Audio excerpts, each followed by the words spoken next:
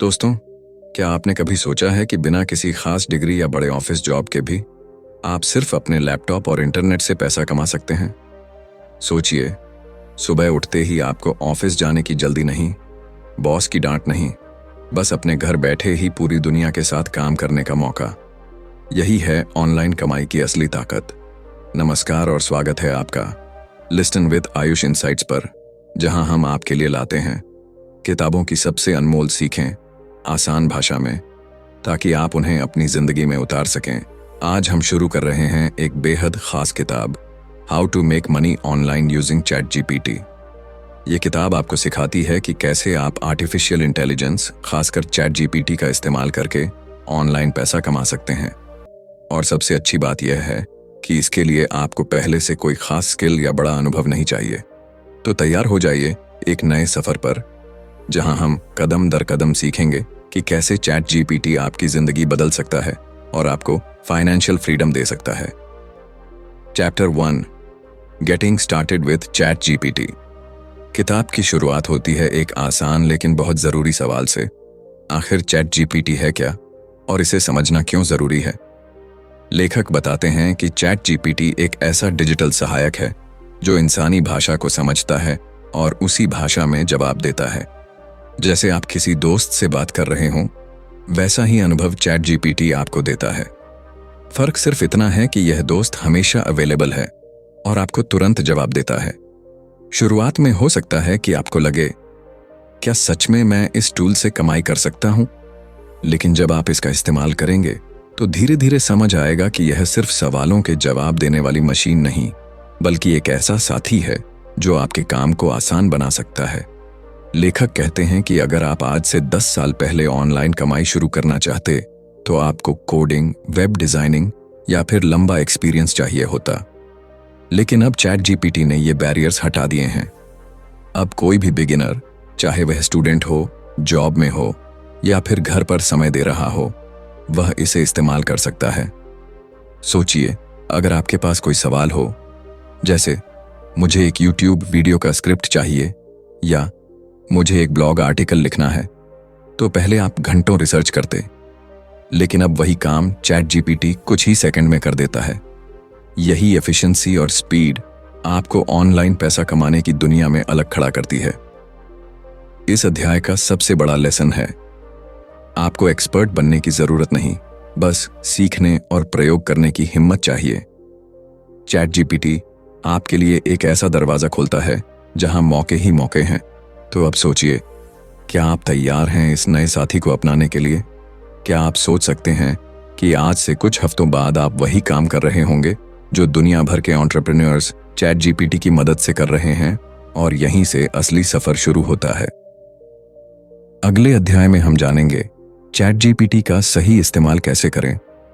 यानी सिर्फ जानना काफी नहीं, बल्कि इसे मैक्सिमम तरीके से यूज करना ही आपको आगे ले जाएगा। अब हम बढ़ते हैं किताब के chapter 2, how to use ChatGPT की ओर। जब आपके पास कोई नया टूल आता है तो सबसे पहला सवाल यही होता है, इसे इस्तेमाल कैसे करें? लेखक बताते हैं कि ChatGPT को सही तरीके से इस्तेमाल करना ही असली कुंजी है, क्योंकि यह टूल उतना ही स्मार्ट है जितना स्मार्ट आप इसके साथ बातचीत करते हैं। सोचिए, जैसे आपके पास एक जादुई जिन्न है। अगर आप उससे कहेंगे मुझे पैसा दे दो, तो शायद वह कंफ्यूज्ड हो जाए। लेकिन अगर आप कहें मुझे 10,000 रुपये कमाने का एक तरीका बताओ जिसमें मैं रोज 2 घंटे काम कर सकूं, तो उसका जवाब बिल्कुल क्लियर और काम का होगा। यही फर्क है ChatGPT से बात करने में। आपको सही सवाल पूछने आने चाहिए। लेखक बताते हैं कि ChatGPT का उपयोग करते समय 3 चीजें सबसे अहम हैं। पहली, स्पष्टता, यानी आपका सवाल या निर्देश बिल्कुल साफ होना चाहिए। दूसरी, विवरण, जितना डिटेल आप देंगे उतना बेहतर जवाब मिलेगा। और तीसरी, प्रयोग, अलग अलग तरीकों से पूछने पर आपको अलग अलग नजरिए मिलते हैं। उदाहरण के तौर पर, अगर आप चाहते हैं कि ChatGPT आपके लिए YouTube का स्क्रिप्ट बनाए, तो आप बस इतना मत लिखिए YouTube वीडियो स्क्रिप्ट बनाओ, बल्कि इसे विस्तार से लिखिए, मुझे 5 मिनट का मोटिवेशनल YouTube वीडियो चाहिए, सिंपल लैंग्वेज में। शुरुआत में एक हुक हो, बीच में रियल लाइफ एग्जाम्पल हो और अंत में पावरफुल क्लोजिंग हो। अब सोचिए, जब आपका निर्देश इतना क्लियर होगा तो चैट जीपीटी आपको एकदम प्रोफेशनल स्क्रिप्ट देगा जिसे आप सीधे यूज कर सकते हैं। लेखक एक और अहम बात बताते हैं, चैट जीपीटी को पार्टनर की तरह ट्रीट करें, न कि सिर्फ मशीन की तरह। उससे सवाल पूछिए, उसके जवाब पर और सवाल कीजिए और उसे गाइड कीजिए। धीरे धीरे आपको ऐसा लगेगा जैसे आप किसी इंसान से ब्रेनस्टॉर्मिंग कर रहे हैं। इस अध्याय का लेसन यही है कि चैट जीपीटी का इस्तेमाल करने की कला ही आपकी कमाई की शुरुआत है। अगर आप इसे सही दिशा देंगे तो यह आपके लिए आइडियाज भी लाएगा, कंटेंट भी बनाएगा और स्ट्रैटेजीज भी सुझाएगा। अब आप खुद सोचिए, अगर आपके पास दिन में सिर्फ 1 घंटा है और आप चाहते हैं कि उस 1 घंटे में मैक्सिमम प्रोडक्टिविटी हो, तो चैट जीपीटी आपका सबसे बड़ा सहारा बन सकता है। तो सवाल है, क्या आप सिर्फ इसे इस्तेमाल करेंगे या इसे मास्टर करेंगे? फर्क यही तय करेगा कि आप एवरेज यूजर बनते हैं या फिर सफल ऑनलाइन अर्नर। अगले अध्याय में हम जानेंगे क्यों चैट जीपीटी हर कंटेंट क्रिएटर का सपना है। अब हम आते हैं किताब के chapter 3, a content creators dream पर। सोचिए जरा, एक ऐसा समय जब कंटेंट बनाना सबसे बड़ा चैलेंज हुआ करता था। आपको घंटों रिसर्च करनी पड़ती थी, आइडियाज ढूंढने पड़ते थे और फिर भी यह डर बना रहता था कि लोग आपके काम को पसंद करेंगे या नहीं। लेकिन अब चैट जीपीटी ने इस पूरी दुनिया को बदल कर रख दिया है। लेखक बताते हैं कि चैट जीपीटी हर कंटेंट क्रिएटर का सपना है। क्यों? क्योंकि अब आपको हर बार स्क्रैच से शुरुआत करने की जरूरत नहीं। आपके पास एक ऐसा सहायक है जो आपके लिए आइडियाज जनरेट कर सकता है, आउटलाइन बना सकता है और यहां तक कि पूरा कंटेंट तैयार कर सकता है। मान लीजिए आप एक ब्लॉगर हैं।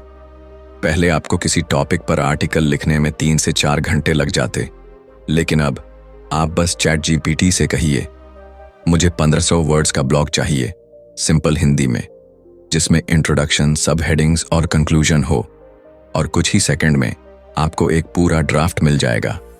या फिर आप यूट्यूबर हैं और डेली वीडियोस डालते हैं। सबसे बड़ी मुश्किल होती है स्क्रिप्ट लिखने की, लेकिन चैट जीपीटी से आप कह सकते हैं, मुझे 7 मिनट का यूट्यूब वीडियो चाहिए, मोटिवेशनल टोन में, शुरुआत में एक कहानी और अंत में पावरफुल मैसेज के साथ, और बस आपका स्क्रिप्ट तैयार है। यही नहीं, कंटेंट क्रिएशन सिर्फ ब्लॉगिंग या वीडियोस तक सीमित नहीं। Social media captions, email newsletters, product descriptions, हर जगह चैट जीपीटी आपकी मदद कर सकता है। लेखक कहते हैं कि चैट जीपीटी कंटेंट क्रिएटर्स को 2 सबसे बड़े फायदे देता है, टाइम सेविंग और क्रिएटिव फ्रीडम। जब आपका टाइम बचेगा तो आप ज्यादा कंटेंट बना पाएंगे, और जब क्रिएटिव ब्लॉक्स हटेंगे तो आपके पास नए नए आइडियाज होंगे।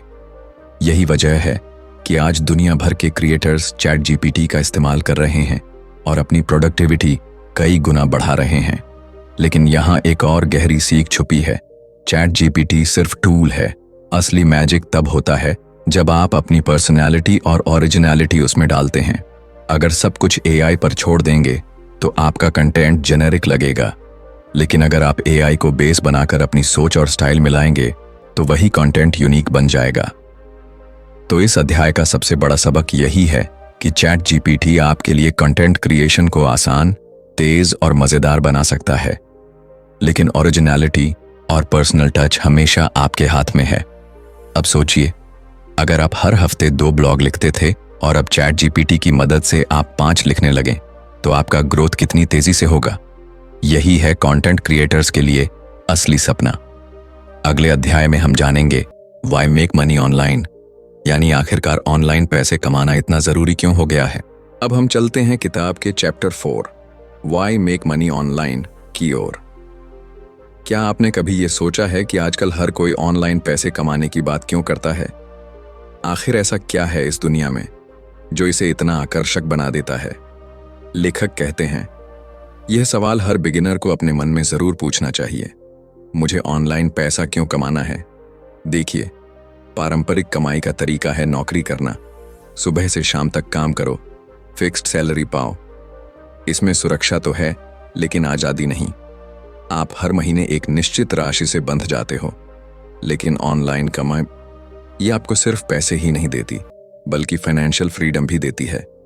सोचिए ज़रा, अगर आप अपना काम कहीं से भी कर सकें, चाहे आप घर पर हों, कैफे में बैठे हों या फिर किसी यात्रा पर, आपको सिर्फ एक लैपटॉप और इंटरनेट चाहिए। यही फ्लेक्सिबिलिटी ऑनलाइन कमाई की सबसे बड़ी खूबी है। लेखक बताते हैं कि इसके पीछे एक और गहरी वजह है, ग्लोबल अपॉर्चुनिटी।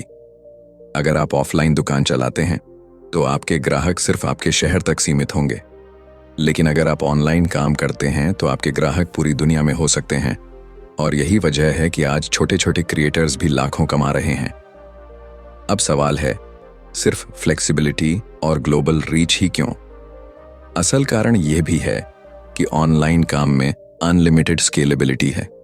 एक बार आपने कोई डिजिटल प्रोडक्ट बना दिया, जैसे ई बुक, कोर्स या यूट्यूब वीडियो, तो वह बार बार बिक सकता है, बार बार देखा जा सकता है, बिना किसी एक्स्ट्रा मेहनत के।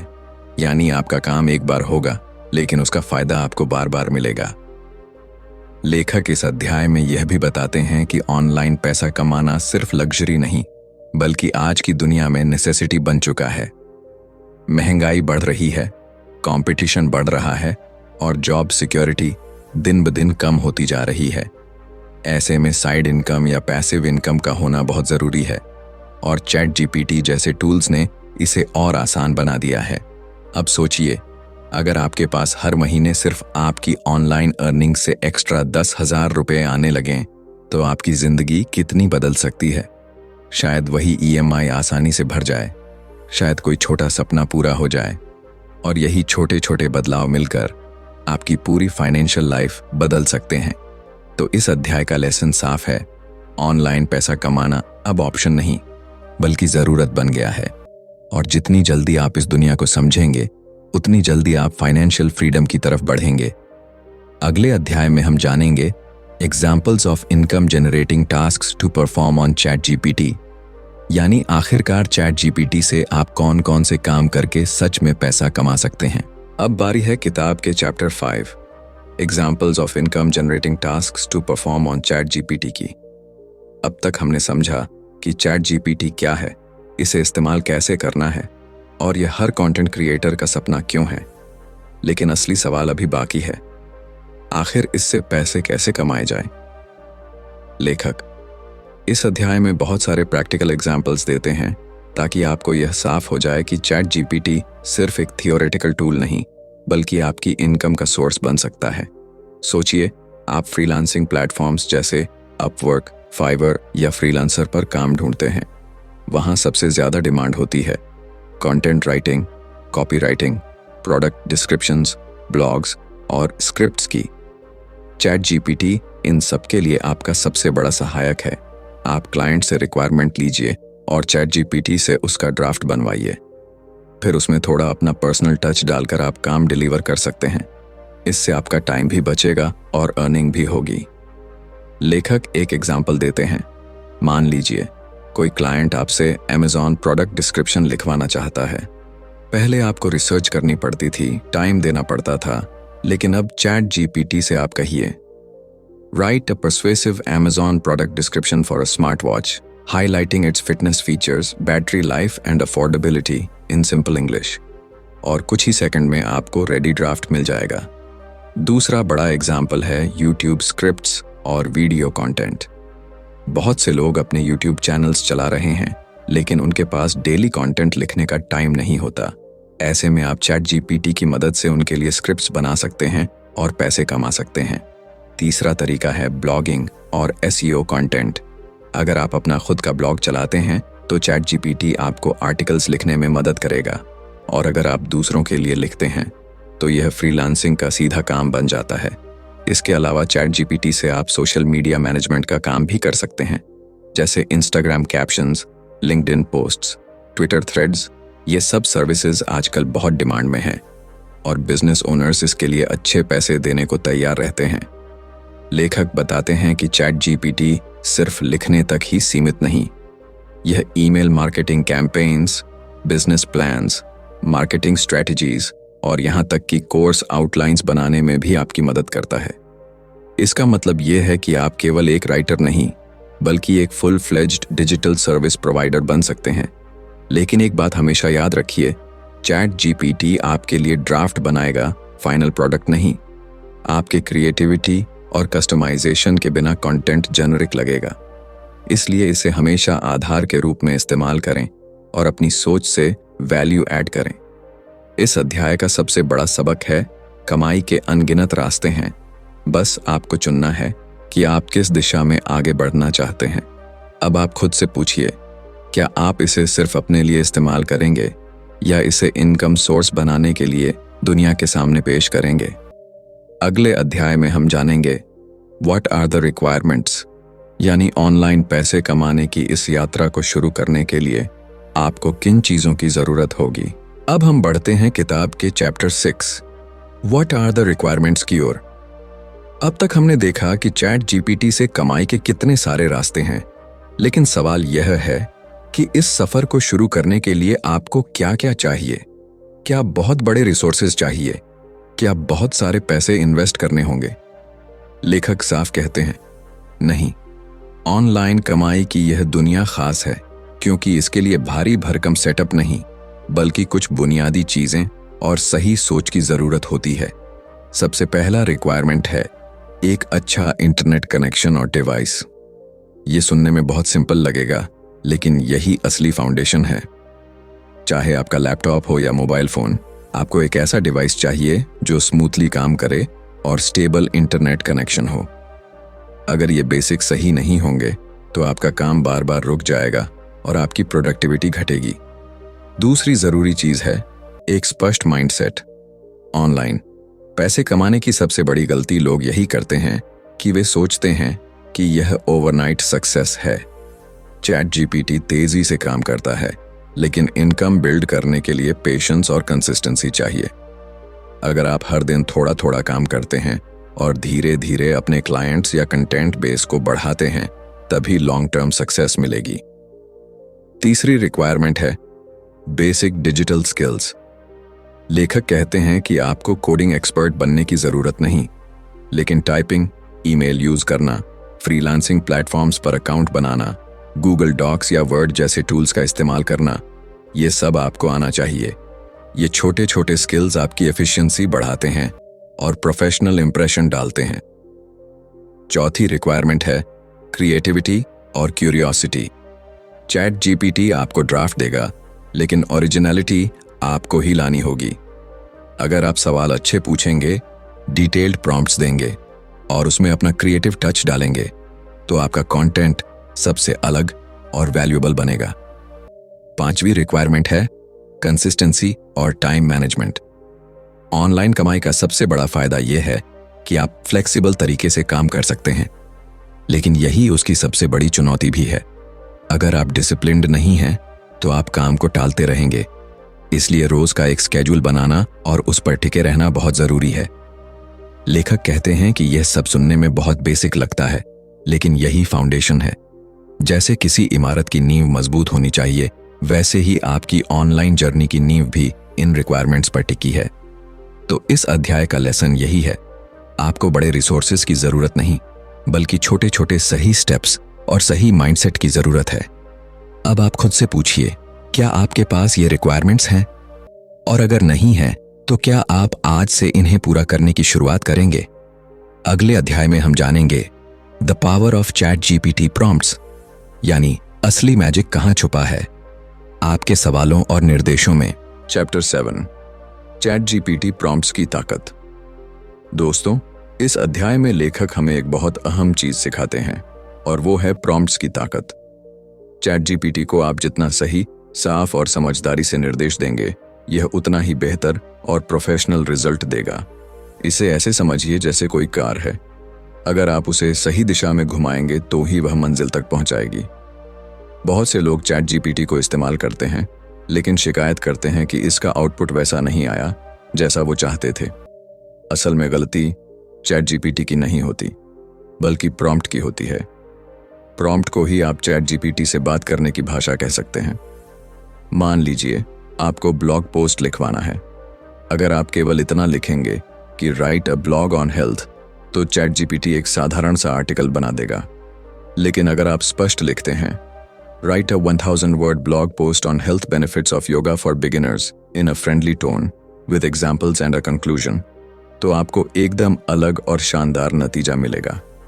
लेखक बताते हैं कि प्रॉम्प्ट्स बनाते समय आपको 3 बातें ध्यान रखनी चाहिए। पहली, क्लैरिटी यानी स्पष्टता। आप जितना साफ बताएंगे कि आपको क्या चाहिए, उतना अच्छा रिजल्ट मिलेगा। दूसरी, कॉन्टेक्स्ट यानी संदर्भ। चैट जीपीटी को बैकग्राउंड और उद्देश्य बताइए ताकि यह आपकी ज़रूरत समझ सके। तीसरी, क्रिएटिविटी यानी रचनात्मकता। प्रॉम्प्ट को मज़ेदार और अलग ढंग से रखेंगे तो चैट जीपीटी भी आपको यूनिक और आकर्षक कंटेंट देगा। एक और ख़ास बात यह है कि प्रॉम्प्ट्स को आप स्टेप बाय स्टेप तरीके से भी इस्तेमाल कर सकते हैं। मतलब पहले चैट जीपीटी से आइडियाज़ मांगिए, फिर उन आइडियाज़ को रिफाइन कराइए और फिर पूरा आर्टिकल या स्क्रिप्ट तैयार कराइए। इस तरह चैट जीपीटी आपके साथ एक असिस्टेंट की तरह मिलकर काम करता है। लेखक इस अध्याय में यह भी कहते हैं कि अच्छे प्रॉम्प्ट्स से आप लगभग हर क्षेत्र में शानदार काम कर सकते हैं, चाहे वो ब्लॉगिंग हो, social media marketing, freelancing projects या फिर अपनी ऑनलाइन बिजनेस स्ट्रैटेजी। सीख यही है कि चैट जीपीटी उतना ही स्मार्ट है जितना स्मार्ट आपका प्रॉम्प्ट है। तो अगर आप प्रॉम्प्ट बनाने की कला सीख जाए तो आपके पास एक ऐसा टूल होगा जो आपकी प्रोडक्टिविटी और क्रिएटिविटी दोनों को कई गुना बढ़ा देगा। अब हम चलते हैं chapter 8, productivity hacks with chat GPT की ओर। सोचिए, अगर आपके पास दिन में 24 घंटे से ज़्यादा वक्त होता तो आप कितना कुछ कर पाते। लेकिन सच्चाई ये है कि वक्त सबके लिए बराबर है। फ़र्क सिर्फ इतना है कि कौन उसे सही ढंग से इस्तेमाल करता है। इसी बात पर लेखक बताते हैं कि चैट जीपीटी आपके काम को कितनी तेज़ी से और कितनी आसानी से करवा सकता है, बस आपको इसके स्मार्ट तरीके सीखने होंगे। सबसे पहले चैट जीपीटी आपको टाइम सेविंग शॉर्टकट्स देता है। मान लीजिए आपको रिसर्च करनी है किसी नए बिजनेस आइडिया पर। पहले आपको घंटों गूगल पर सर्च करना पड़ता था, फिर अलग अलग सोर्सेज पढ़ने पड़ते थे। लेकिन अब आप चैट जीपीटी से कह सकते हैं, summarise top 10 online business models with pros and cons, और कुछ ही सेकंड्स में सारी जानकारी आपके सामने होगी। दूसरा बड़ा फायदा है टास्क ऑटोमेशन। छोटे छोटे रिपीटेटिव काम जैसे ईमेल्स लिखना, कैप्शंस बनाना, हेडलाइंस तैयार करना या FAQs तैयार करना, ये सब चैट जीपीटी झटपट कर सकता है। आप बस उसे इंस्ट्रक्शन दीजिए और वो आपको ड्राफ्ट बनाकर दे देगा। अब आपको बस उसे थोड़ा पर्सनलाइज करना है। तीसरा प्रोडक्टिविटी हैक है ब्रेनस्टॉर्मिंग पार्टनर। कभी कभी हम अकेले बैठकर आइडिया सोचते हैं और दिमाग ब्लैंक हो जाता है। चैट जीपीटी ऐसे वक्त पर आपके लिए एक क्रिएटिव साथी बन सकता है। आप उससे पूछ सकते हैं, give me 20 content ideas for Instagram reels in the fitness नीच, और यह तुरंत आपको आइडियाज की बारिश करके देगा। लेखक यहाँ एक और मजेदार बात बताते हैं, आप चैट जीपीटी को पर्सनल असिस्टेंट की तरह ट्रेन कर सकते हैं। मान लीजिए आप फ्रीलांसर हैं, तो आप उसे कह सकते हैं, from now on act as my content manager, help me plan weekly tasks and keep track of deadlines. इस तरह यह आपको आपके काम की याद दिला सकता है और स्टेप बाय स्टेप गाइड कर सकता है। एक और खास प्रोडक्टिविटी हैक है समराइजेशन। लंबी रिपोर्ट्स, रिसर्च पेपर्स या आर्टिकल्स को पढ़ने में घंटों लगते हैं, लेकिन चैट जीपीटी उनसे की पॉइंट्स निकालकर आपको मिनटों में समरी दे देता है। इससे आप जल्दी डिसीजन ले पाते हैं और अपने बाकी काम पर ध्यान दे सकते हैं। इस अध्याय की सीख यही है कि चैट जीपीटी सिर्फ एक टूल नहीं है, बल्कि एक ऐसा एक्सेलरेटर है जो आपके काम की स्पीड कई गुना बढ़ा देता है। लेकिन असली जादू तब होता है जब आप इसे स्मार्ट तरीके से इस्तेमाल करते हैं, यानी सही प्रॉम्प्ट्स और सही कॉन्टेक्स्ट के साथ। अब हम बढ़ते हैं चैप्टर 9, डिफाइनिंग योर नीश की ओर, यानी अपना नीश तय करना। दोस्तों, ऑनलाइन दुनिया बहुत बड़ी है। यहाँ हर दिन लाखों लोग कंटेंट बना रहे हैं, बिजनेस शुरू कर रहे हैं और अपनी पहचान बनाने की कोशिश कर रहे हैं। लेकिन सच ये है कि हर कोई सफल नहीं होता। इसकी एक बड़ी वजह है उनका नीश तय न होना। लेखक बताते हैं कि नीश यानी आपका विशेष क्षेत्र, जहां आप सबसे ज्यादा वैल्यू दे सकते हैं और जहां आपको एक अलग पहचान मिल सकती है। अगर आप हर चीज में हाथ डालेंगे तो लोग आपको सीरियस नहीं लेंगे, लेकिन अगर आप किसी एक स्पेसिफिक क्षेत्र में एक्सपर्ट बनते हैं तो लोग आपको उस फील्ड में अथॉरिटी मानने लगते हैं। सोचिए, अगर कोई कहे कि वो health, finance, travel, cooking, motivation सब पर लिखता है, तो ऑडियंस कंफ्यूज हो जाएगी कि असल में ये इंसान किस चीज़ का एक्सपर्ट है। लेकिन अगर कोई कहे कि वो सिर्फ weight loss for working professionals पर लिखता है, तो ऑडियंस तुरंत कनेक्ट करेगी, क्योंकि यह उनके लिए डायरेक्ट रेलेवेंट है। लेखक एक सिंपल तरीका बताते हैं निश चुनने का। पहला, देखें कि आपको किस चीज़ में इंटरेस्ट है। ऐसा टॉपिक चुनें जिसमें आपका मन लगे, वरना आप जल्दी थक जाएंगे। दूसरा, देखें कि उस टॉपिक की डिमांड है या नहीं, यानी लोग उस बारे में इंफॉर्मेशन खोज रहे हैं या नहीं। तीसरा, देखें कि वहाँ कंपटीशन कितना है। अगर कंपटीशन बहुत हाई है तो उसमें घुसना मुश्किल होगा, लेकिन अगर आप यूनिक एंगल लाते हैं तो ऑडियंस आपको भी नोटिस करेगी। चैट जीपीटी यहाँ भी आपकी मदद कर सकता है। आप इससे पूछ सकते हैं, suggest 10 profitable niches in online education with low competition, और यह आपको आइडियाज देगा। फिर आप एक एक करके उन नीचेस की रिसर्च कर सकते हैं। नीच तय करने का फायदा यह होता है कि आपकी ब्रांडिंग क्लियर हो जाती है। ऑडियंस को समझ आता है कि आप किस चीज में माहिर हैं। इससे आप आसानी से लॉयल फॉलोअर्स बना सकते हैं और धीरे धीरे उस नीश में एक्सपर्ट कहलाने लगते हैं। इस अध्याय की सीख यही है कि बिना नीश तय किए ऑनलाइन दुनिया में भटकना वैसा ही है जैसे बिना नक्शे के सफर शुरू करना। मंजिल मिल सकती है, लेकिन सफर बहुत लंबा और मुश्किल हो जाएगा। इसलिए अपनी पैशन, डिमांड और मार्केट के बीच बैलेंस बनाकर निच चुनिए और वहीं अपनी मेहनत लगाइए। अब हम चलते हैं chapter 10, choosing your business model की ओर, यानी अपना बिजनेस मॉडल चुनना। दोस्तों, निश तय करने के बाद अगला बड़ा सवाल आता है, पैसा कमाएंगे कैसे, यानी आपका बिजनेस मॉडल क्या होगा। लेखक बताते हैं कि ऑनलाइन दुनिया में सिर्फ कंटेंट बनाना या काम करना काफी नहीं है। असली फर्क तब पड़ता है जब आप क्लियर हों कि आपका पैसा आएगा कहां से। बिजनेस मॉडल मतलब वो तरीका जिससे आपका काम एक सस्टेनेबल इनकम सोर्स में बदलता है। यहाँ कई रास्ते हैं और हर इंसान को अपनी ज़रूरत और ताकत के हिसाब से चुनना होता है। लेखक कुछ कॉमन मॉडल्स बताते हैं। पहला है एडवर्टाइजिंग मॉडल, यानी आप कंटेंट बनाइए, ऑडियंस जुटाइए और फिर एड्स के जरिए कमाइए। यूट्यूब क्रिएटर्स या ब्लॉगर्स अक्सर इसी से शुरुआत करते हैं। दूसरा है एफिलिएट मार्केटिंग मॉडल।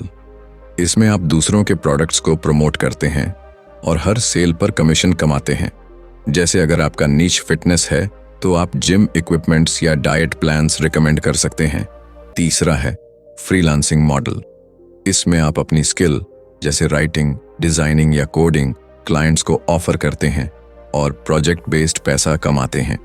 ये मॉडल आपको तुरंत इनकम देता है, लेकिन इसके लिए मेहनत और नेटवर्किंग चाहिए।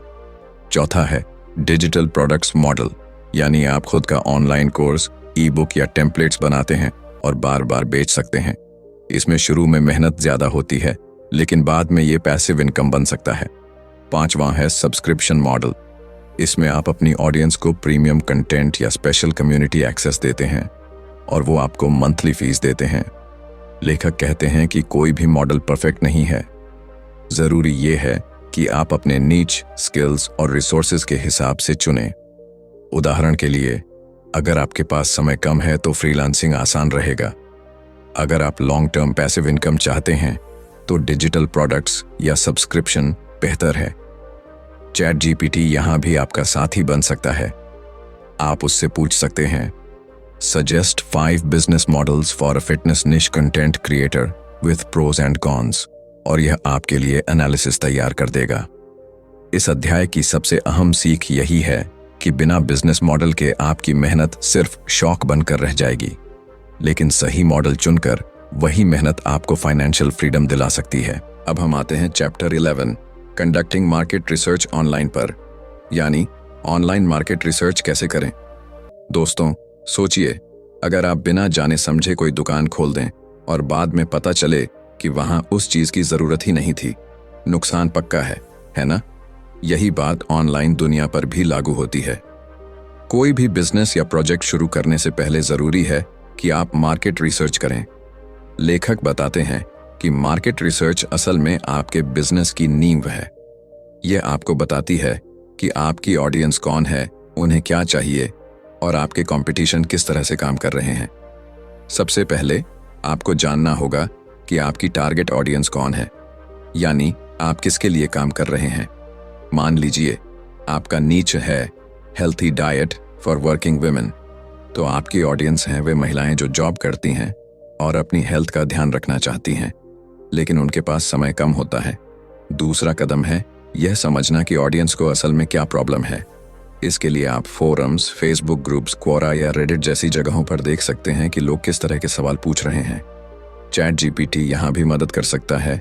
आप उससे कह सकते हैं list common problems faced by working women regarding diet and fitness, और यह आपके लिए इंसाइट्स ला देगा। तीसरा है कंपटीशन एनालिसिस। आपको देखना होगा कि आपके फील्ड में पहले से कौन कौन काम कर रहा है। उनकी वेबसाइट्स, यूट्यूब चैनल्स, ब्लॉग्स और प्रोडक्ट्स को एनालाइज कीजिए। समझिए कि वे क्या अच्छा कर रहे हैं और कहाँ कमी छोड़ रहे हैं। यही कमी आपका मौका है। चौथा है keyword research. Google trends, Semrush या उबर सजेस्ट जैसे टूल से आप जान सकते हैं कि लोग ऑनलाइन किन कीवर्ड्स को ज्यादा सर्च कर रहे हैं। इससे आपको पता चलेगा कि आपकी नीच की डिमांड कितनी है। लेखक कहते हैं कि मार्केट रिसर्च सिर्फ शुरुआत में नहीं बल्कि समय समय पर करनी चाहिए, क्योंकि ऑडियंस की ज़रूरतें और ट्रेंड्स बदलते रहते हैं। अगर आप अपडेटेड रहेंगे तो हमेशा कंपटीशन से एक कदम आगे रहेंगे। इस अध्याय की सीख ये है कि बिना रिसर्च के बिजनेस करना वैसा है जैसे आंख बंद करके तीर चलाना।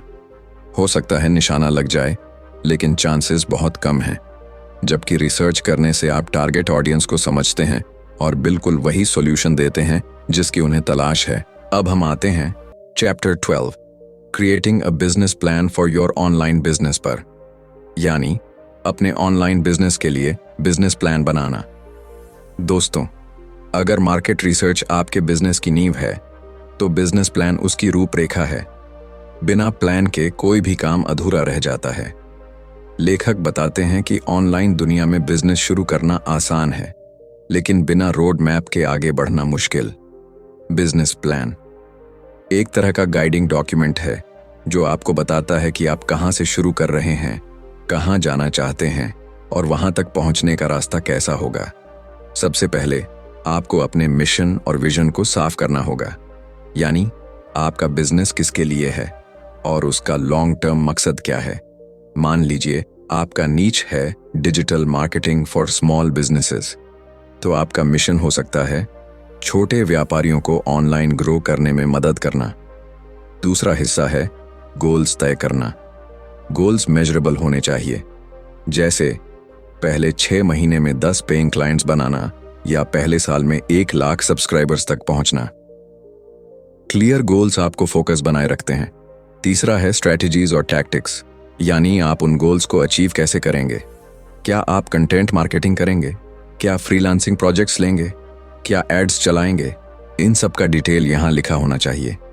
चौथा हिस्सा है फाइनेंशियल प्लानिंग। आपको अंदाजा लगाना होगा कि शुरू में कितना खर्च आएगा, इनकम कहाँ से आएगी और प्रॉफिट कब से शुरू होगा। ये स्टेप थोड़ा टेक्निकल लग सकता है, लेकिन बहुत ज़रूरी है।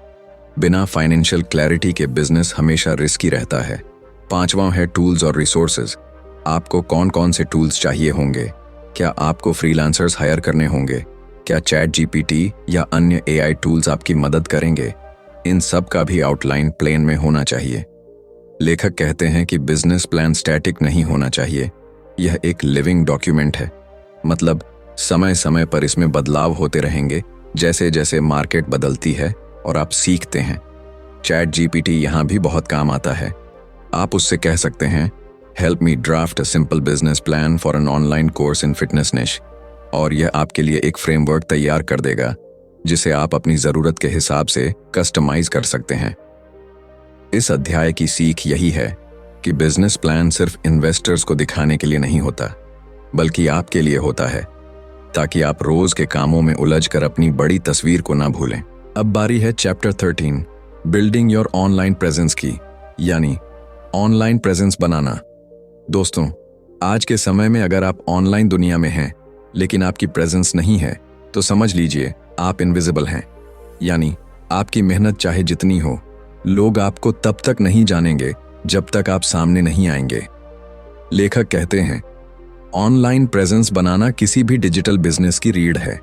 सबसे पहले आपको यह समझना होगा कि ऑनलाइन प्रेजेंस का मतलब सिर्फ एक वेबसाइट होना नहीं है। इसका मतलब है आपकी पहचान और भरोसा, जो लोग इंटरनेट पर आपके नाम से जोड़ते हैं। लेखक बताते हैं कि इसका पहला कदम है प्रोफेशनल ब्रांडिंग। आपका लोगो, कलर्स, टैगलाइन और ओवरऑल लुक ऐसा होना चाहिए कि लोग तुरंत आपको याद रखें। चाहे आप फ्रीलांसर हों, कंटेंट क्रिएटर हों या बिजनेस ओनर, ब्रांडिंग आपकी पहचान बनाती है। दूसरा है वेबसाइट और पोर्टफोलियो। एक साफ सुथरी वेबसाइट आपके लिए डिजिटल घर की तरह है। यहाँ लोग आपके बारे में जानते हैं, आपके काम देखते हैं और आपसे कनेक्ट करते हैं। अगर आप फ्रीलांसर हैं तो पोर्टफोलियो आपके स्किल्स और प्रोजेक्ट्स को दिखाने का सबसे अच्छा तरीका है। तीसरा है सोशल मीडिया प्रेजेंस। लेकिन ध्यान रहे, हर प्लेटफॉर्म पर होना जरूरी नहीं है। आपको वही चुनना चाहिए जहां आपकी ऑडियंस सबसे ज्यादा एक्टिव है। जैसे अगर आप लाइफस्टाइल और फैशन में हैं तो इंस्टाग्राम सही रहेगा। अगर आप बिजनेस और प्रोफेशनल सर्विसेज में हैं तो लिंक्डइन आपका हथियार है। चौथा है कंसिस्टेंसी। एक बार ऑनलाइन आ जाने के बाद सबसे बड़ी चुनौती है लगातार वैल्यू देना। ऑडियंस तभी आप पर भरोसा करेगी जब आप नियमित रूप से अच्छा कंटेंट शेयर करेंगे। पांचवां है एंगेजमेंट। प्रेजेंस सिर्फ पोस्ट करने से नहीं बनती, बल्कि लोगों से बातचीत करने से बनती है। कमेंट्स का जवाब देना, क्यूए करना, लाइव सेशंस रखना, ये सब आपके ऑडियंस से रिश्ता गहरा करते हैं। लेखक यहाँ एक और जरूरी बात कहते हैं, क्रेडिबिलिटी, यानी लोग आपको कितना भरोसेमंद मानते हैं। इसके लिए आप टेस्टिमोनियल्स, केस स्टडीज और क्लाइंट फीडबैक का इस्तेमाल कर सकते हैं। चैट जीपीटी यहाँ भी आपकी मदद कर सकता है। आप उससे पूछ सकते हैं, suggest a 3-month content plan to build online presence for a personal finance coach, और यह आपके लिए एक रोड मैप तैयार कर देगा। इस अध्याय की सीख यही है कि ऑनलाइन प्रेजेंस सिर्फ दिखावे की चीज नहीं, बल्कि आपके बिजनेस का सबसे बड़ा एसेट है। यही वो पुल है जो आपकी मेहनत को आपकी ऑडियंस तक पहुंचाता है। अब हम आते हैं chapter 14, creating your content marketing strategy पर, यानी अपनी कंटेंट मार्केटिंग स्ट्रेटेजी बनाना। दोस्तों, मान लीजिए आपने नीच चुन लिया, बिजनेस मॉडल तय कर लिया और ऑनलाइन प्रेजेंस भी बना ली। अब सवाल है कि लोग आपके पास आएंगे कैसे? यहां पर आता है सबसे शक्तिशाली हथियार, कंटेंट मार्केटिंग। लेखक कहते हैं कि आज की ऑनलाइन दुनिया में कंटेंट ही करेंसी है। जो जितना अच्छा और कंसिस्टेंट कंटेंट देता है, वही ऑडियंस को जीत लेता है। लेकिन सिर्फ कंटेंट बनाना काफी नहीं है, उसके पीछे एक स्ट्रेटेजी चाहिए। सबसे पहले आपको तय करना होगा कि आपका कंटेंट किसके लिए है। ऑडियंस की ज़रूरतें, उनकी प्रॉब्लम्स और उनके सवाल समझिए। यही आपके कंटेंट का आधार बनेगा। अगर आप फिटनेस नीच में हैं तो आपका कंटेंट सिर्फ एक्सरसाइजेस के बारे में नहीं, बल्कि घर पर 10 मिनट में वर्कआउट कैसे करें जैसे प्रैक्टिकल सॉल्यूशंस पर होना चाहिए। दूसरा कदम है कंटेंट का फॉर्मेट चुनना। हर ऑडियंस का टेस्ट अलग होता है। कोई ब्लॉग्स पढ़ना पसंद करता है, कोई यूट्यूब वीडियोस देखना, कोई पॉडकास्ट सुनना। आपको वही फॉर्मेट चुनना चाहिए जो आपकी ऑडियंस कंज्यूम करती है और जिसमें आप कंफर्टेबल हैं। तीसरा है कंटेंट कैलेंडर। बिना प्लानिंग के कंटेंट बनाना वैसा है जैसे अंधेरे में तीर चलाना। कंटेंट कैलेंडर आपको बताता है कि किस दिन क्या पोस्ट करना है। इससे कंसिस्टेंसी बनी रहती है और ऑडियंस को लगता है कि आप सीरियस क्रिएटर या बिजनेस हैं। चौथा है डिस्ट्रीब्यूशन स्ट्रैटेजी। कंटेंट सिर्फ बनाना ही काफी नहीं, उसे सही जगह पहुंचाना जरूरी है। मान लीजिए आपने ब्लॉग लिखा तो उसे सोशल मीडिया पर शेयर कीजिए, न्यूज़लेटर में डालिए और छोटे छोटे हिस्सों को इंस्टाग्राम रील्स या लिंक्डइन पोस्ट्स में बदल दीजिए। पांचवां है मेजरमेंट। कंटेंट स्ट्रैटेजी तभी सफल है जब आप उसे मेजर कर पाते हैं। कौन सा कंटेंट ज्यादा एंगेजमेंट ला रहा है, कौन सा वीडियो ज्यादा व्यूज ला रहा है, कौन सा पोस्ट ऑडियंस को कन्वर्ट कर रहा है। ये सब डेटा आपके अगले स्टेप्स तय करते हैं। लेखक यहाँ एक और गोल्डन टिप देते हैं, कंटेंट हमेशा वैल्यू ड्रिवन होना चाहिए। लोग तब तक आपको फॉलो नहीं करेंगे जब तक आप उन्हें फायदा नहीं पहुंचा रहे। कंटेंट ऐसा होना चाहिए कि सुनने वाला या पढ़ने वाला कहे, वाह, ये तो मेरे काम की चीज है। चैट जीपीटी यहां भी एक मजबूत साथी है। आप उससे कह सकते हैं, create a 30-day content marketing strategy for a beginner YouTube channel in self improvement निश, और यह आपको डिटेल्ड प्लान बनाकर देगा। इस अध्याय की सीख यही है कि कंटेंट मार्केटिंग सिर्फ ट्रैफिक खींचने का तरीका नहीं है, बल्कि ऑडियंस के साथ ट्रस्ट और रिलेशनशिप बनाने का जरिया है। और जब ट्रस्ट बनता है तो बिजनेस अपने आप ग्रो करने लगता है। अब हम chapter 15 enhance your customer service experience पर चलते हैं, यानी कस्टमर सर्विस को और बेहतर बनाना।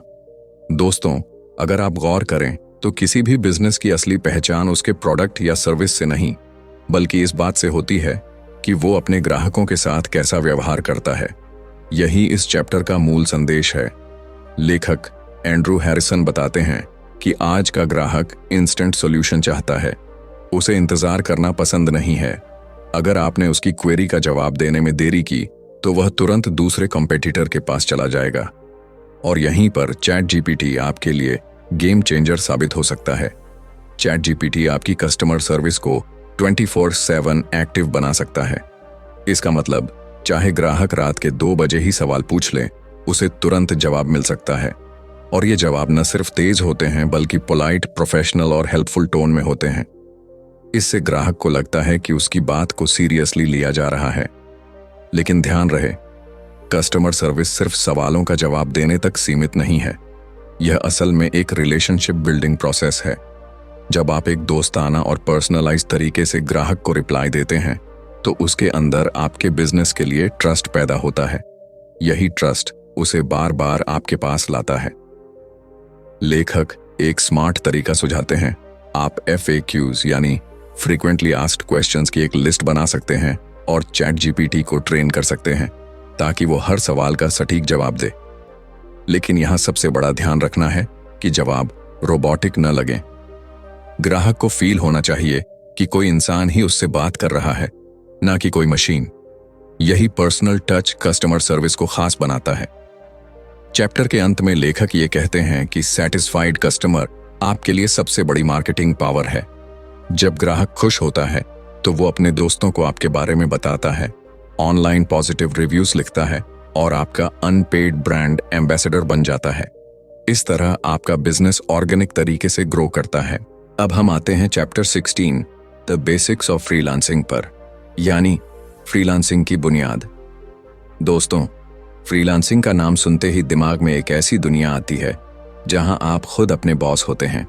कोई ऑफिस पॉलिटिक्स नहीं, कोई फिक्स्ड टाइमिंग नहीं, और सबसे बड़ी बात, आप अपने टैलेंट के हिसाब से दुनिया भर से काम कर सकते हैं। लेखक एंड्रू हैरिसन इस अध्याय में फ्रीलांसिंग की बुनियादी बातें समझाते हैं।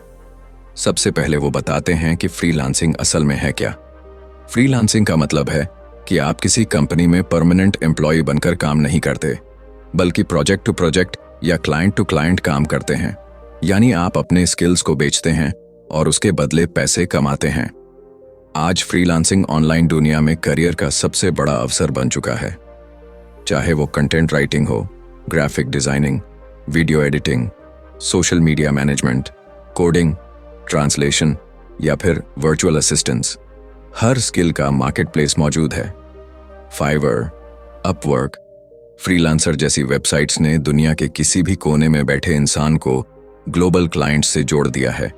लेखक कहते हैं कि फ्रीलांसिंग शुरू करने के लिए सबसे पहले आपको अपनी प्राइमरी स्किल आइडेंटिफाई करनी होगी। वो कौन सा काम है जो आप सबसे अच्छे तरीके से कर सकते हैं और क्या उस स्किल की मार्केट में डिमांड है। ये क्लैरिटी फ्रीलांसिंग जर्नी का पहला कदम है। दूसरी बात आती है पोर्टफोलियो बनाने की। क्लाइंट सिर्फ आपके वर्ड्स पर भरोसा नहीं करेंगे, उन्हें आपके काम का प्रूफ चाहिए। इसीलिए शुरू में ही कुछ सैंपल वर्क तैयार कीजिए, चाहे वो फ्री प्रोजेक्ट्स हों या खुद के लिए बनाए गए डेमो प्रोजेक्ट्स। यही पोर्टफोलियो आपका सबसे बड़ा हथियार है। फ्रीलांसिंग में कम्युनिकेशन स्किल्स भी उतने ही जरूरी हैं। क्लाइंट को सिर्फ काम का रिजल्ट नहीं चाहिए, बल्कि एक स्मूथ एक्सपीरियंस भी चाहिए। क्लियर कम्युनिकेशन, डेडलाइंस का पालन और प्रोफेशनल एटीट्यूड आपको बार बार काम दिलवाएगा। लेखक यह भी बताते हैं कि फ्रीलांसिंग में शुरुआत थोड़ी टफ हो सकती है। शायद पहले कुछ क्लाइंट्स न मिलें या पेमेंट्स छोटी हों, लेकिन धीरे धीरे जब आप रेप्यूटेशन बना लेते हैं तो वही क्लाइंट्स आपको रिपीट वर्क देंगे और आपकी इनकम स्टेडी होने लगेगी। सबसे अहम लेसन यहाँ यह है कि फ्रीलांसिंग सिर्फ एक्स्ट्रा पैसे कमाने का जरिया नहीं, बल्कि एक फुल टाइम सस्टेनेबल करियर भी बन सकता है। लेकिन इसके लिए पेशेंस, कंसिस्टेंसी और क्वालिटी डिलीवर करना जरूरी है। अब हम आते हैं chapter 17 starting your freelance business पर, यानी अपना फ्रीलांस बिजनेस शुरू करना। दोस्तों, फ्रीलांसिंग की बुनियादी बातें समझने के बाद अब वक्त आता है असल जर्नी शुरू करने का। इस चैप्टर में लेखक एंड्रू हैरिसन बताते हैं कि फ्रीलांसिंग को हॉबी या साइड हसल से उठाकर कैसे एक असली बिजनेस में बदला जा सकता है। सबसे पहले वो कहते हैं कि फ्रीलांसिंग को सीरियस लेना जरूरी है। इसे सिर्फ एक एक्स्ट्रा पैसे कमाने का तरीका मत समझिए, बल्कि एक बिजनेस की तरह ट्रीट कीजिए। इसका मतलब है प्रॉपर प्लानिंग, गोल सेटिंग और लॉन्ग टर्म विजन रखना। लेखक सलाह देते हैं कि फ्रीलांसिंग शुरू करने से पहले आपको अपनी सर्विसेज डिफाइन करनी होंगी। मान लीजिए आप कंटेंट राइटर हैं, तो क्या आप सिर्फ ब्लॉग पोस्ट्स लिखेंगे या सोशल मीडिया कैप्शंस भी बनाएंगे? क्या आप सिर्फ इंग्लिश में लिखेंगे या हिंदी और रीजनल लैंग्वेजेस में भी काम करेंगे? ये क्लैरिटी आपकी पोजीशनिंग तय करती है। दूसरा कदम है ऑनलाइन प्रेजेंस बनाना। अगर आप अपवर्क या फाइवर जैसी फ्रीलांसिंग साइट्स पर हैं, तो आपका प्रोफाइल ही आपका शॉप है। इसे इतना आकर्षक और प्रोफेशनल बनाइए कि क्लाइंट पहली नज़र में आपको सीरियस प्रोफेशनल समझे। प्रोफाइल पिक्चर, बायो, स्किल्स और पोर्टफोलियो सब कुछ शार्प और क्लियर होना चाहिए। लेखक यहाँ एक और ज़रूरी बात बताते हैं, प्राइसिंग स्ट्रैटेजी। शुरुआत में आप कम रेट्स रख सकते हैं ताकि क्लाइंट्स अट्रैक्ट हों, लेकिन धीरे धीरे जैसे जैसे आपका एक्सपीरियंस और रिव्यूज़ बढ़ते जाएं, वैसे वैसे अपने रेट्स भी बढ़ाते जाएं। यहीं से आप हॉबी फ्रीलांसर से प्रोफेशनल फ्रीलांसर की तरफ बढ़ते हैं। तीसरा हिस्सा है नेटवर्किंग और क्लाइंट रिलेशनशिप। सिर्फ काम लेना ही काफ़ी नहीं है, बल्कि क्लाइंट्स के साथ ट्रस्ट बनाना सबसे अहम है। क्लाइंट अगर आपसे खुश है तो वो बार बार काम देगा और दूसरों को भी रिकमेंड करेगा। यही फ्रीलांसिंग बिजनेस की सबसे बड़ी ताकत है। लेखक बताते हैं कि फ्रीलांसिंग में एक और चीज़ ज़रूरी है, टाइम मैनेजमेंट। जब आप खुद अपने बॉस होते हैं तो डिसिप्लिन ही आपका असली साथी होता है। अगर आप अपने डेडलाइंस मिस करेंगे तो क्लाइंट्स कभी दोबारा आपके पास नहीं आएंगे। इसलिए फ्रीलांसिंग को प्रोफेशनल तरीके से हैंडल करना ही असली ग्रोथ का सीक्रेट है। चैप्टर के अंत में लेखक कहते हैं, फ्रीलांसिंग बिजनेस शुरू करना आसान है, लेकिन उसे ग्रो करना डेडिकेशन मांगता है। अगर आप अपनी स्किल शार्पन करते रहें, क्लाइंट्स के साथ हेल्थी रिलेशनशिप बनाते रहें और धीरे धीरे अपना ब्रांड तैयार करें, तो फ्रीलांसिंग आपके लिए सिर्फ इनकम का सोर्स नहीं रहेगा, बल्कि एक पूरी लाइफस्टाइल बन जाएगा। अब हम आते हैं chapter 18 setting yourself up for success as a freelancer पर, यानी फ्रीलांसिंग में सफलता की तैयारी करना। दोस्तों, फ्रीलांसिंग शुरू करना एक कदम है, लेकिन उसमें सफल होना एक लंबी यात्रा है। इस चैप्टर में लेखक एंड्रू हैरिसन हमें बताते हैं कि फ्रीलांसिंग को सस्टेनेबल और सफल बनाने के लिए किन किन बातों पर ध्यान देना चाहिए। सबसे पहले वो कहते हैं कि फ्रीलांसिंग में सबसे बड़ा हथियार है प्रोफेशनल माइंडसेट। आपको खुद को एक एम्प्लॉई नहीं, बल्कि एक बिजनेस ओनर की तरह सोचना होगा। इसका मतलब है कि आप सिर्फ काम करने वाले इंसान नहीं हैं, बल्कि आप अपनी सर्विस, क्लाइंट मैनेजमेंट और ब्रांड बिल्डिंग तीनों चीज़ों को संभालते हैं। दूसरी महत्वपूर्ण बात है स्किल डेवलपमेंट। मार्केट बहुत तेज़ी से बदल रही है। आज जो टूल या मेथड काम कर रहा है, कल ऑब्सोलीट हो सकता है। अगर आप लगातार अपनी स्किल्स अपग्रेड नहीं करेंगे तो पीछे छूट जाएंगे। इसलिए फ्रीलांसिंग में ग्रोथ का मतलब है लगातार सीखते रहना और खुद को अपडेट करते रहना। तीसरा हिस्सा है फाइनेंशियल प्लानिंग। फ्रीलांसिंग की सबसे बड़ी चैलेंज होती है इरेगुलर इनकम। कभी बहुत काम मिलेगा, कभी बिल्कुल खाली रह सकते हैं। इस अनसर्टेनिटी को मैनेज करने के लिए आपको बचत करनी होगी, इमरजेंसी फंड बनाना होगा और इनकम को मल्टीपल स्ट्रीम्स में डिवाइड करना होगा। तभी फ्रीलांसिंग लॉन्ग टर्म करियर बन पाएगा। लेखक बताते हैं कि फ्रीलांसिंग की सफलता का एक बड़ा हिस्सा है रेप्यूटेशन। अगर आप डेडलाइंस पर काम पूरा करते हैं, क्वालिटी मेंटेन करते हैं और क्लाइंट से पोलाइटली कम्युनिकेट करते हैं, तो धीरे धीरे आपकी रेप्यूटेशन बनती है। और फ्रीलांसिंग की दुनिया में रेप्यूटेशन ही आपकी सबसे बड़ी करेंसी है। एक और लेसन यहां दिया गया है, बाउंड्रीज सेट करना। बहुत से नए फ्रीलांसर्स हर क्लाइंट की हर डिमांड मान लेते हैं। इसका नुकसान ये होता है कि आपका वर्कलोड बढ़ जाता है और बर्न आउट हो जाता है। इसलिए आपको साफ कहना आना चाहिए कि आप क्या कर सकते हैं और क्या नहीं। यही प्रोफेशनलिज्म कहलाता है। चैट जीपीटी जैसे टूल्स यहां भी आपके साथी बन सकते हैं। चाहे प्रपोजल लिखना हो, कंटेंट पॉलिश करना हो या प्रोजेक्ट आइडियाज जनरेट करना, ये टूल्स आपको तेज और एफिशिएंट बनाते हैं। लेकिन याद रखिए, असली सफलता आपकी क्रिएटिविटी और डेडिकेशन से ही आएगी।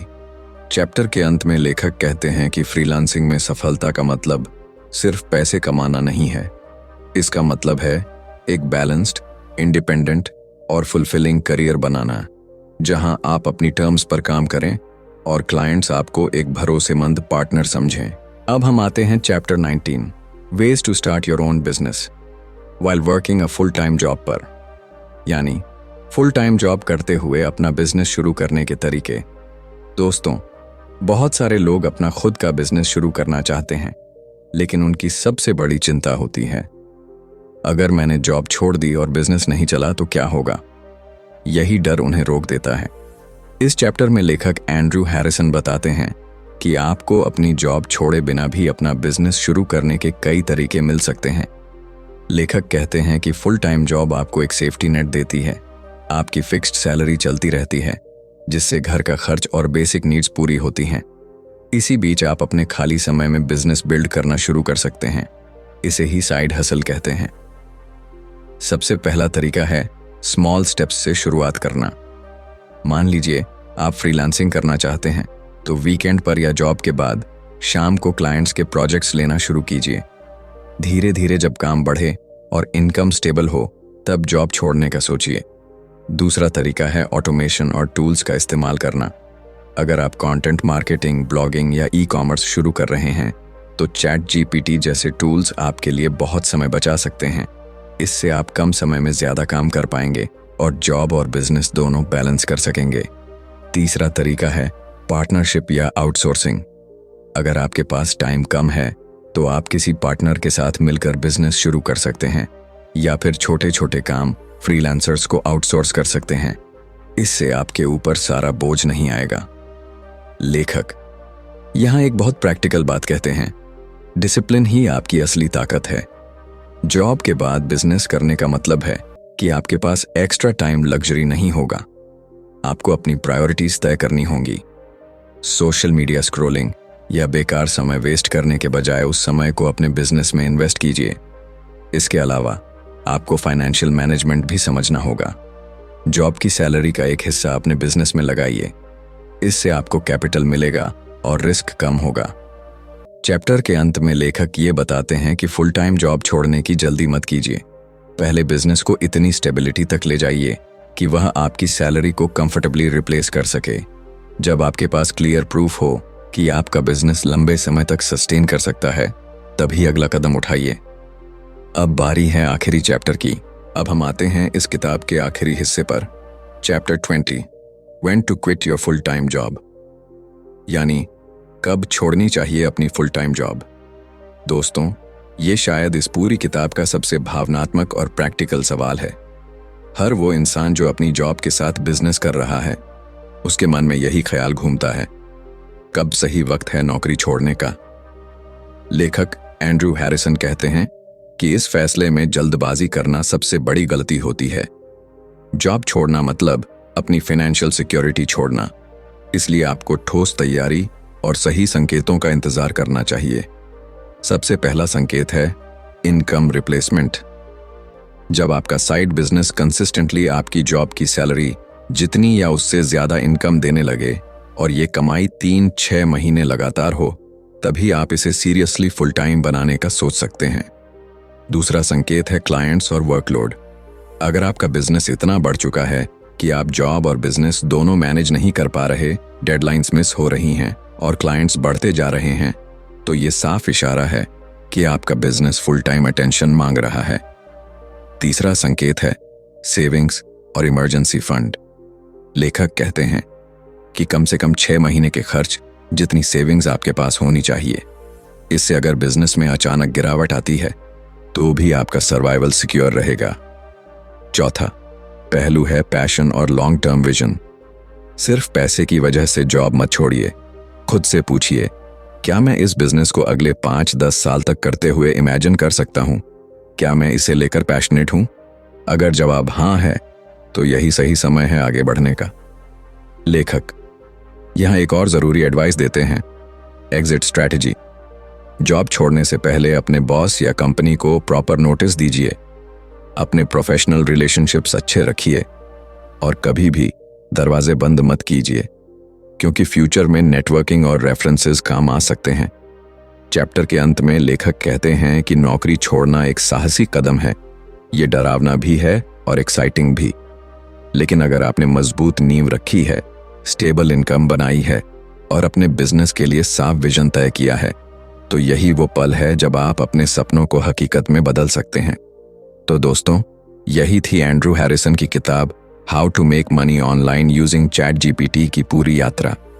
इस किताब ने हमें सिखाया कि चैट जीपीटी सिर्फ एक एआई टूल नहीं, बल्कि एक ऐसा साथी है जो आपकी प्रोडक्टिविटी बढ़ा सकता है, आपके लिए नए इनकम स्ट्रीम्स खोल सकता है और आपको फ्रीलांसिंग से लेकर फुल टाइम एंटरप्रेन्योरशिप तक का रास्ता दिखा सकता है।